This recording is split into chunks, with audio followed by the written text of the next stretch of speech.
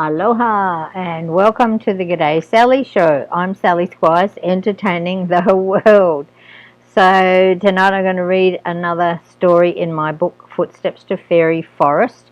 And you remember there's 26 footsteps, one for every letter of the alphabet. So we're up to footstep 20. I was very excited when I woke up this morning because I knew I was to meet fairy number 20. I could hardly believe that I'd already met 19 fairies. And yet just a few weeks ago I'd never even met one fairy. Not only that, but I was getting closer and closer to Fairy Forest every day, and I knew that very soon, in a few short days, I would finally get to see Fairy Forest for myself after I had met the last fairy. It was just too exciting to think about. I thought I might burst. When I checked my map, it showed that today I would be travelling in an east-northeast direction. And the signpost for footstep 20 would be a miniature Chinese lantern with a tassel. I love Chinese lanterns, don't you? Every year, when it's the August Moon Festival, Grandma buys me a colourful Chinese lantern and we join the lantern parade. It's my favourite time of the year, apart from my birthday, of course. This year, Grandma said she will help me make my own Chinese lantern, and she's bought me some red silk to make it. I can't wait. So as I was walking along the path to the 20th fairy, I was thinking about how much fun it was going to be making my lantern.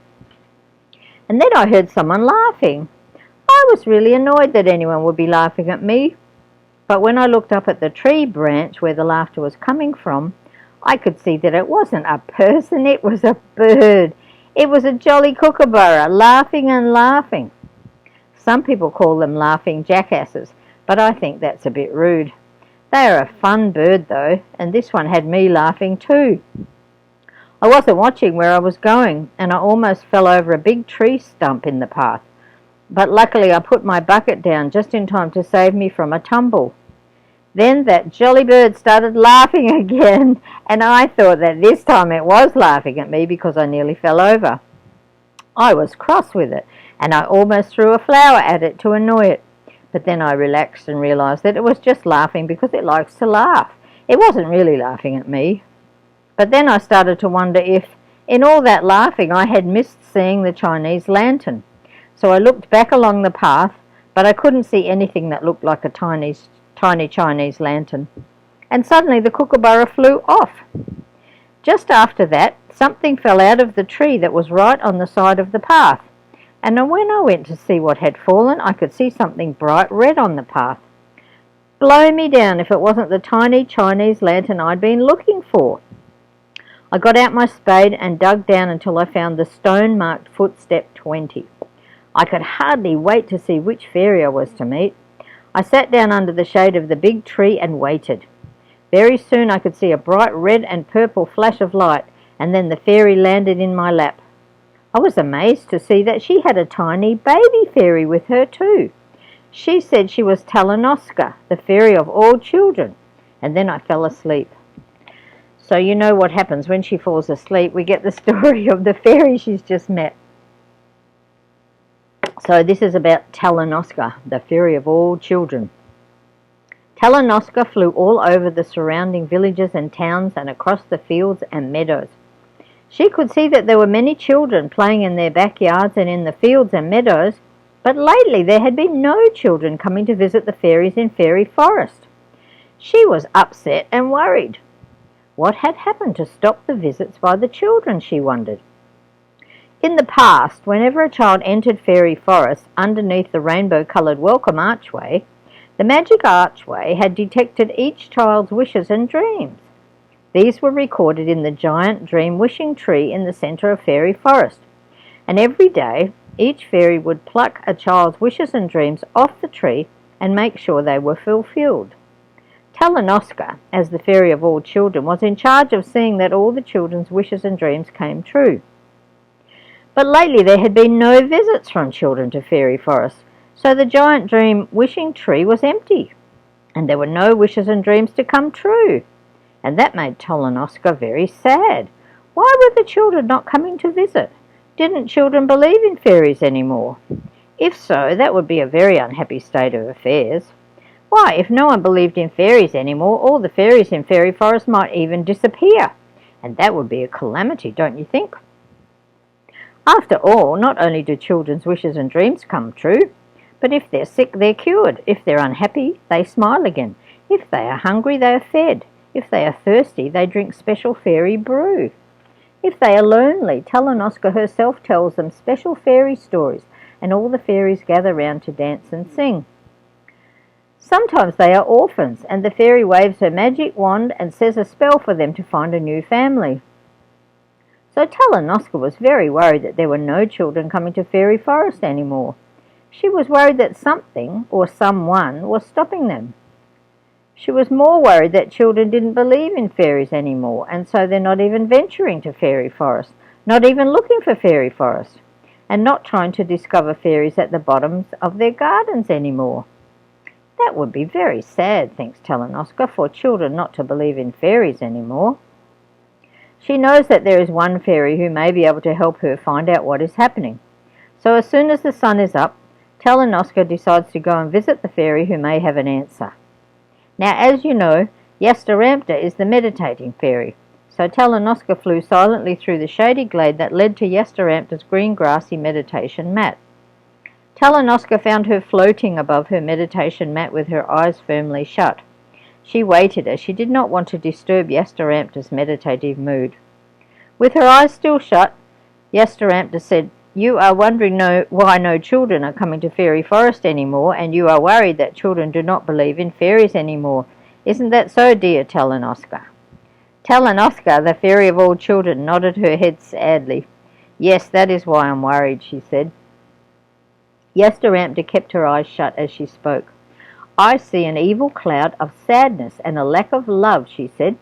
"It has been created by Zero Nero, a horrible hobgoblin who was brought up by a nasty uncle who would not let him believe in fairies.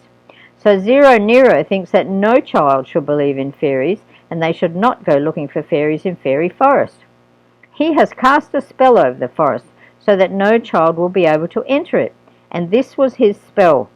Zero Nero monster mash, 0 children go and dash, Fairy Forest never, fairies forbidden forever." "Dear Yastaramta," said Talanoska, "please display that horrible hobgoblin on that carefully climbing creeper over there." And she pointed to a nearby creeper that the fairy could see was growing right before her eyes. As she watched, Yastaramta pointed her magic fairy wand, which was made of yin and yang symbols, at the creeper, and soon she could see an image emerging in amongst the leaves of the creeper. She could see that it was a horrifying image of a horrible hobgoblin. Talanoska flew over to the image of the hobgoblin. Then, waving her fairy wand, which was made of children's smiles, she said in a strong voice, "Unicorn, universe unusual, Zero Nero spells 0. Children come carefree, Fairy Forest forever." Talanoska thanked Yastaramta for her help. Then she flew all over the forest looking for Zero Nero, the horrible hobgoblin. She looked, but she couldn't find him anywhere.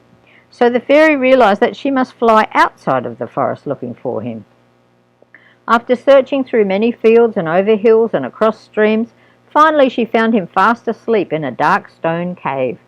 The fairy landed on his snoring nose. She tweaked one of his eyelashes to wake him up. Zero Nero woke up and scratched his nose. He thought he was being bitten by a mosquito. "Zero Nero," said the fairy, "you are very bad." Zero Nero was astonished. He thought a mosquito was talking to him.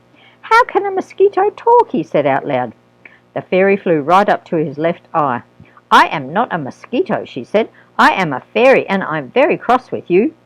"You can't be a fairy," said Zero Nero. "There's no such things as fairies. My uncle told me so." "Well, your uncle was wrong. Fairies are real, and I am a fairy. In fact," she said, tweaking his other eyelash, "I am the fairy of all children, and I am very angry at you because you cast a spell to stop children believing in fairies and coming to Fairy Forest." Zero Nero sat up. "Well, if I can't believe in fairies, then no one should," he said. "My uncle used to beat me if he ever saw me looking for fairies down at the bottom of our garden, and one day he caught me running away to look for Fairy Forest. He locked me up for a week." "Your uncle was wrong," said Talanoska again. "You can see me, can't you, with your very own eyes?" "Yes," agreed Zero Nero, "I can see you. And you can hear me, can't you, with your very own ears? Well, yes, agreed Zero Nero, I can hear you. So you know now that your uncle was wrong and that fairies are real, don't you? Well, yes, said Zero Nero slowly. I guess I have to agree that fairies are real. And then he let out a huge smile all over his horrible hobgoblin face. I am so happy you came to tell me that fairies are real, he said. I have been unhappy all my life because my uncle convinced me that there's no such thing as fairies. And his grin got wider and wider, and I did so much want to believe in fairies. When my uncle convinced me that there were no fairies, I felt all my life that I was missing something. Now I know what that was. It was belief in fairies. What a relief, he said, with the hugest horrible hobgoblin smile anyone, and especially the fairy, had ever seen. I am so sorry that I cast the spell to stop children coming to Fairy Forest, he said. I will dissolve it at once. Don't worry about that, said Talanoska. I've already done that. So that was the story about Talanoska, the fairy of all children.